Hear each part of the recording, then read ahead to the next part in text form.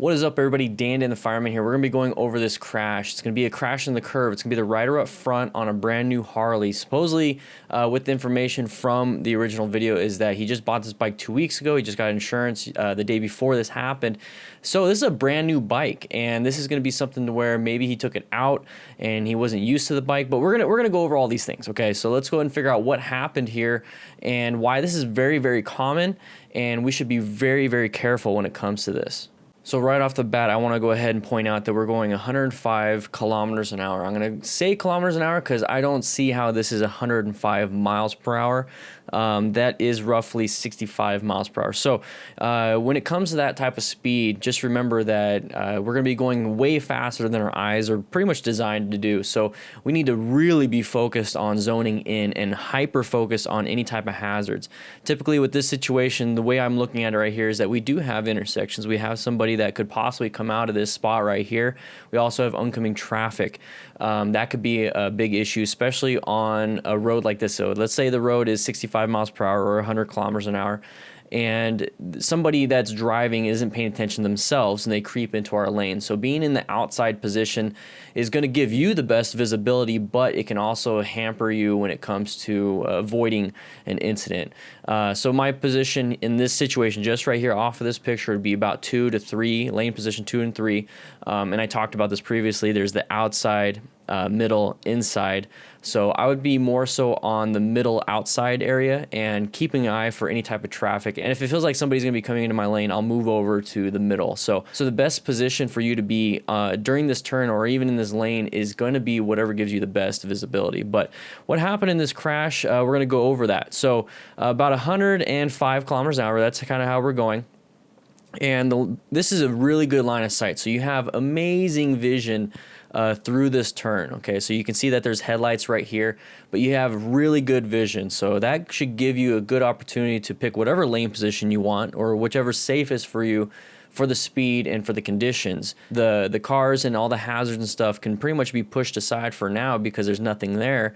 But now the biggest hazard for this specifically might be speed, might be your body positioning, might be your counter steering, all these different things. You know, are you going too fast? So then we should probably be slowing down before the turn. Are you counter steering? Are you looking where you want to go? Are you rolling on throttle afterwards?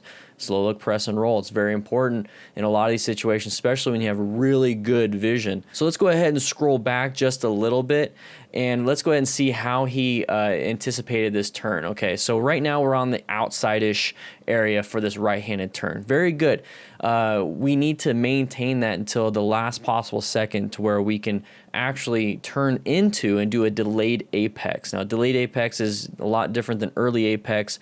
And then if we can go back even further, an apex is basically the moment you are closest to the inside of the turn. It could be, you know, right now, he could be all the way to the inside, or it can be on the inside way late. So the delayed apex is really going to help you out. And typically what that is going to be the outside, inside, outside. So when you have good visibility, you know that roads are fine, all these different things, outside, inside, outside is going to give you the best visibility and the best traction for everything you need to do. So that's really important to do that, but typically on a blind turn, you can't do that. So you're pretty much stuck on middle, middle, middle, or outside, outside, and then inside. But in this situation, you can definitely see, so an outside, inside, outside. So about right here is when he hits that apex. Now, this is an early apex, so we're still kind of like in a straight line.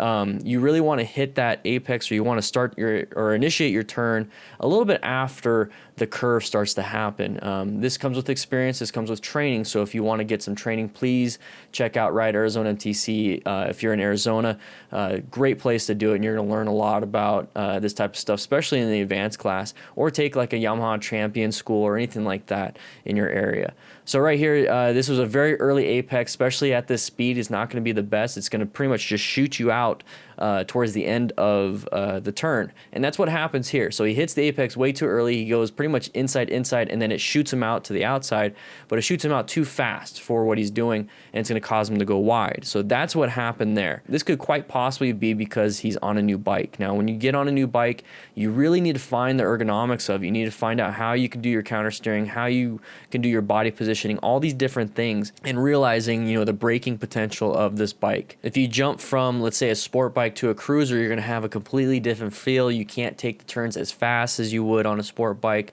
or vice versa. Who knows? You might be really good on a cruiser versus a sport bike, but everything's going to be changed. So you really have to be careful the first few weeks, even a month or two, on how you're doing things. Especially, it depends on how often you ride, but you really got to be careful, figure out all these different nuances to your new bike. So I think that might have been what happened here, but who knows? It could be just a common thing where everybody just goes a little bit too wide in these turns because they went too fast.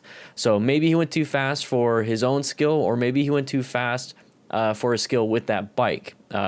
He could be going this fast on a sport bike that he previously had or something, and he would have been perfectly fine. So he's going to go off the road a little bit, and that's going to be exactly what I'm talking about when it comes hitting an obstacle. Now, this is going to be the exaggerated thing. So if you hit a speed bump, let's say at this speed, you're going to hit, this is what it's going to look like. But this is going to be exaggerated because he's going off road, but you're going to see him get launched up into the air. Now that is going to be the bucking motion of that rear tire hitting that bump and launching your butt up. That's going to remove all stability, all control that you have. So it's very important to pay attention to that, especially if you're going to be going into a speed bump, railroad tracks, or anything like that. So that's why you want to lift your butt up, and that's why you want to keep your feet planted on those pegs, and pretty much your legs are acting as shock absorbers. So that's going to happen there, and then you're going to have the impact of going forward. So the bike itself stops, and then you keep going forward. So that's what I'm talking about with that bilateral femur fracture, is that you could possibly hit your femurs on those handlebars and snap them like that. Another thing that can happen is what I've talked about is the open book fracture, where the pelvis gets split open right in the front, and you're going to have a massive issue. That's when you slide forward and hit your genitalia on the gas tank or on the speedo or on the handlebars, and it can cause a traumatic fracture.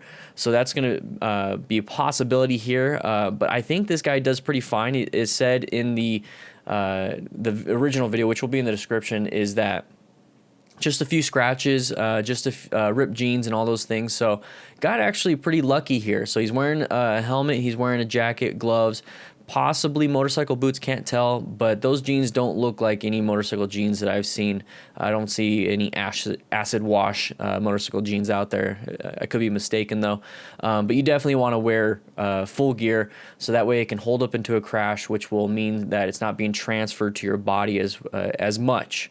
So it's very important to do that. And it really sucks that he crashed his Harley. But, you know, this is one of those situations where we really need to be going slower, especially when we're learning a new bike, learning the clutch control, learning the balance points, all these different things. Let's not take our first bike out for a joyride as soon as we get it. Let's go ahead and get an idea of what we're doing. You know, take it to a parking lot. Take some of the DDFM crew parking lot exercises I have on my website. Take your bike and do something to where you have a better understanding of your bike before you start adding speed to the equation. I think everyone did fine here. It was just a mistake. It was an accident. So, you know, hopefully he's doing fine, and hopefully the insurance takes care of it. Mechanism of injury here, very high. If you just stand and fall down, don't even try to catch yourself, hit your head on the ground, you're good chance you're going to have a concussion or some type of massive injury to the head. You're going to have bleeding, you're going to have anything just from standing, tripping over maybe your feet, hitting your head. Nope, don't put your hands out, don't